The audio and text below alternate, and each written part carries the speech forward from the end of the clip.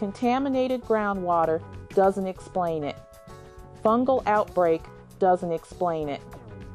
Even the scientists who studied the cellular samples eventually stopped offering explanations and just went quiet.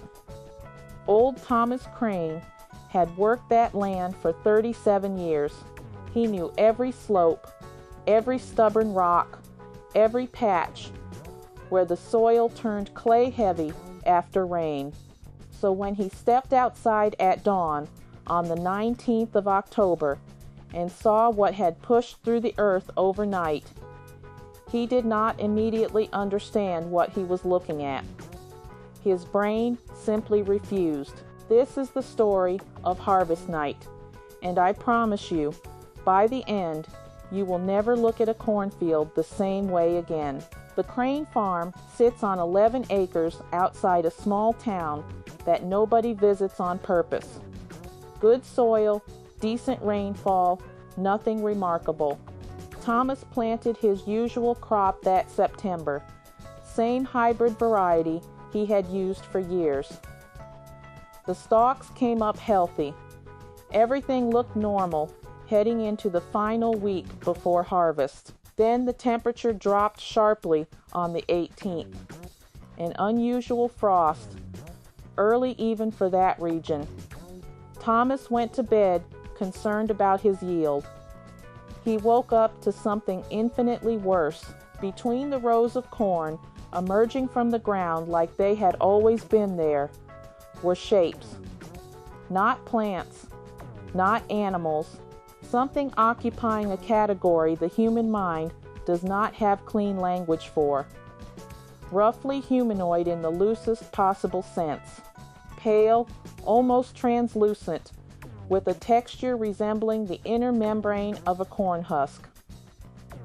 They stood motionless, dozens of them. Thomas did not approach. Farmers develop an instinct for when something is fundamentally wrong with their land. Every instinct he had was screaming. He called his neighbor.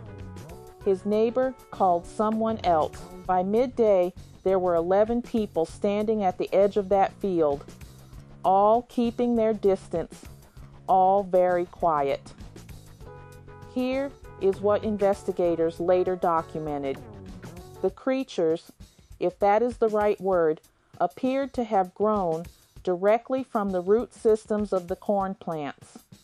Not attached, grown from. The cellular structure under examination showed organic material consistent with plant tissue, but arranged in configurations that matched no known botanical classification. No animal DNA was detected. No fungal markers. The origin of what made them look so horrifyingly human adjacent was never explained. They were gone by the following morning. No tracks. No displacement of soil. No sign that they had moved at all. Just gone, between sunset and sunrise, as completely as they had appeared. Thomas Crane never planted that field again.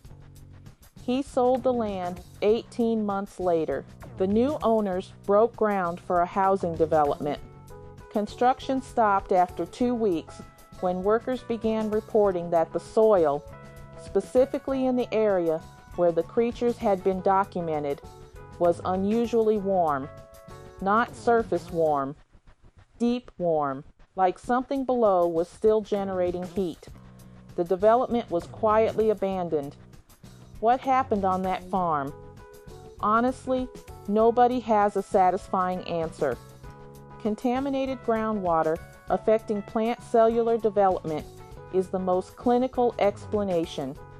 It satisfies nothing about the visual reality of what those 11 witnesses saw standing in those rows. Some ground, once disturbed by something that has no name, does not simply return to what it was. Thomas Crane could tell you that. He still wakes up early. He just never goes outside before the sun is fully visible above the horizon.